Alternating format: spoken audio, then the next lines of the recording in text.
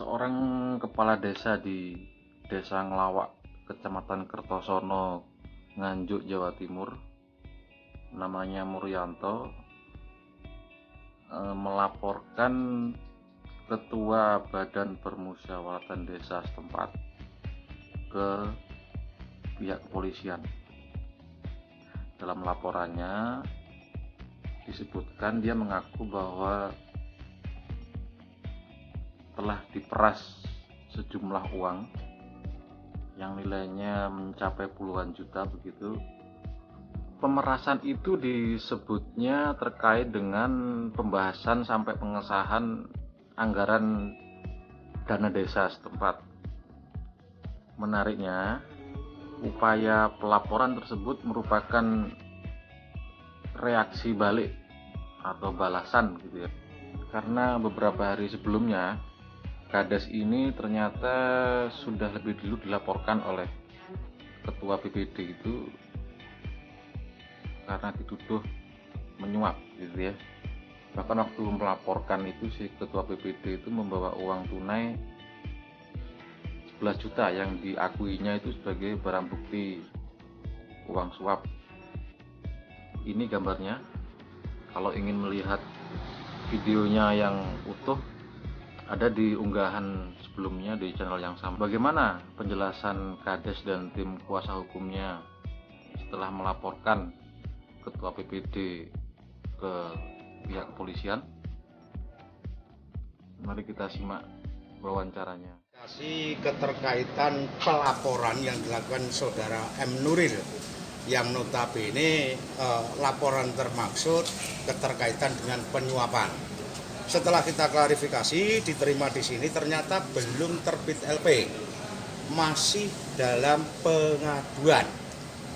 Oleh karenanya, setelah kami klarifikasi dan kami menyatakan bahwa apa yang diduga terjadinya penyuapan sebagaimana termaksud dalam pasal 209 itu tidak benar adanya. Karena sama sekali bahwasanya kami punya praduga juga, kami menduga bahwasanya Nuril ini melakukan satu bentuk pemerasan. Kami menduga adanya dugaan pemerasan dengan meminta uang kepada klien kami, saudara Pak Lurah ini, yang artinya dikomunikasikan lewat beberapa orang. Berapa uang yang diminta oleh saudara Nuril? Awalnya permintaannya 40 juta ya? 40 juta karena si Pak Lurah ini tidak mempunyai dana. Artinya dana itu diperoleh dari mana?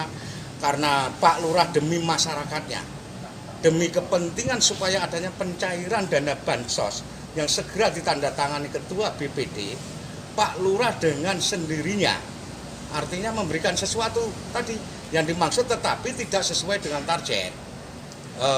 Tidak ke 40 juta. Berapa yang diberikan? 20 juta. Kenapa kok yang dijadikan bukti hanya 11 juta? Itu ada satu miskomunikasi yang mungkin kita penyampaiannya memang dari Pak Lurahnya 20 juta. Kalau 19 juta itu nyangkut di mana kita belum tahu juga. Nah, ini kan berarti yang soal penyuapan itu sudah terklarifikasi ya. Adakah kemungkinan dari pihak gilingan melaporkan pencemaran atau baik atau apa? Oh jelas, ini kita masih menunggu proses di dalam proses di kepolisian karena ini masih tahap pengaduan, masih tahap penyelidikan. Kita nanti akan menunggu pemanggilan Pak Lurah ini ketika nanti dipanggil dalam kapasitas sebagai saksi atau apa yang jelas. Ini sekarang dalam kapasitas proses di kepolisian dalam tahap penyelidikan. Sedangkan karena sampai hari ini pun pelapor atau pengadu saudara M. Nuril belum diperiksa. Dan mestinya hari ini, tapi nggak hadir. Laporannya pemerasan atau pencemaran nama baik atau apa ini? Kalau yang Nuril menyampaikan, itu yang di pengaduan itu penyuapan. Kalau pihak jenengan? Kami masih artinya ke sini kita belum memberikan satu bentuk laporan yang jelas. Kami akan terprogres ke pemerasan 368-nya. Karena kalau di 368 unsurnya jelas. Ketika seseorang diancam, intervensi lain dan sebagainya karena ada tuntutan. Dia si M. Nuril ini diduga karena keterangan dari Pak Lurah, dia akan menandatangani apa yang menjadi kepentingan desa itu sepanjang ada nilai 40 juta sesuai dengan harga mobilnya Pak Care. kalimat yang tersampaikan lewat mediasinya ini. Oleh karenanya setelah kami klarifikasi di tipikor diterima dengan baik, artinya bahwasanya disampaikan keterangannya bahwasanya masih tahap pengaduan. Polisi masih melakukan proses penyelidikan. Dalam proses penyelidikan mestinya hari ini si M. Nuril itu diperiksa. Karena si Nuril belum terperiksa, kami memang punya ending, arahnya kita ke sana. Atau kita tetap ke 368-nya pemerasan. Punya bukti apa saja, Bang? Kita masih punya bukti, artinya kita punya bukti dalam artian komunikasi yang kita nanti di via HP kita ada, terus komunikasi dengan para saksi ada. Jadi kita artinya sudah kemas bahwasanya kita sudah siapkan bukti-bukti, juga artinya saksi-saksi yang menguatkan adanya dugaan tindak pidana pemerasan. Ya, Pak, pemerasan ini terkait kasus apa, Pak? Untuk sementara waktu keterkaitan dengan adanya dana bantuan yang disampaikan ke desa ADP ya Pak Lurah. Berkaitan dengan COVID juga berarti? Ya. BLT dana desa. Ya, ada keterkaitan dengan COVID karena untuk wilayah yang di Nganjuk, khususnya di Kecamatan Kertosono, tepatnya di Nglawak ini, adanya ketertinggalan untuk proses administrasi, sehingga dana ini tidak tercairkan.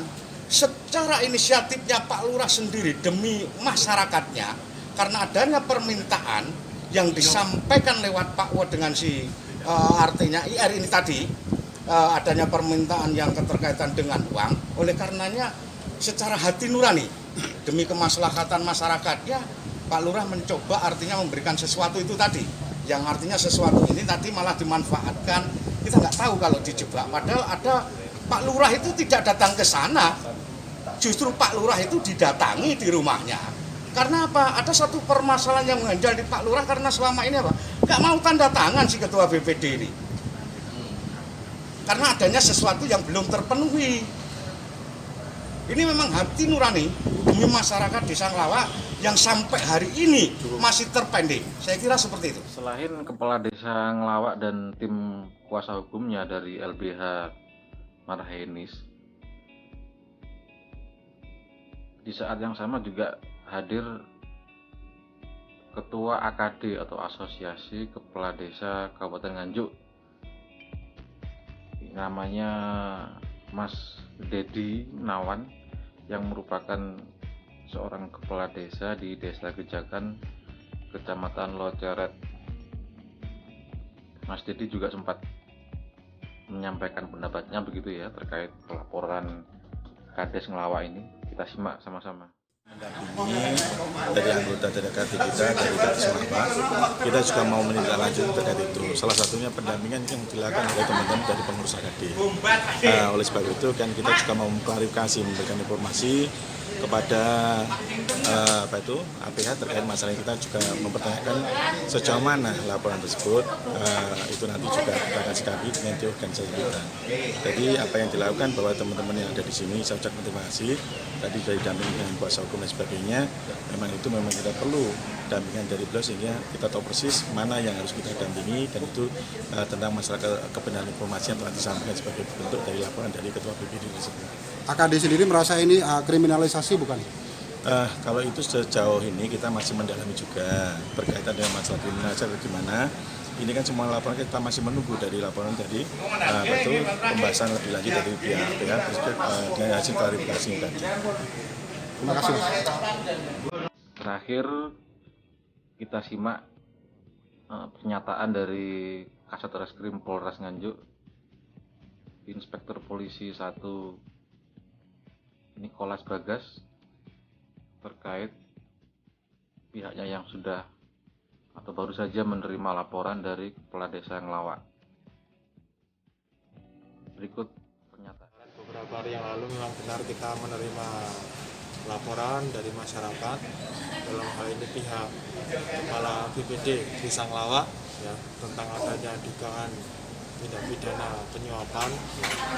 Untuk laporan sudah kami terima ya, dalam masih tahap penyelidikan, dan informasi hari ini ada laporan kembali dari pihak Kepala Desa Nglawak ya, melaporkan mengenai adanya dugaan pemerasan. Sementara pengaduan kami terima dan kami laksanakan penyelidikan pendalaman lebih lanjut terlebih dahulu. Sudah ada barang bukti yang dieksekusi atau diamankan? Belum. Polres? Kita baru rencana untuk melakukan pemanggilan saksi. Terima kasih. Itu sudah diterima sebagai laporan atau masih pengaduan? Masih pengaduan, masih dalam. Nah, itu tadi penjelasan dari Kasat Reskrim Polres Nganjuk. Nah, bagaimana kelanjutan atau perkembangan berikut? Ikuti terus perkembangannya di channel ini. Sampai jumpa.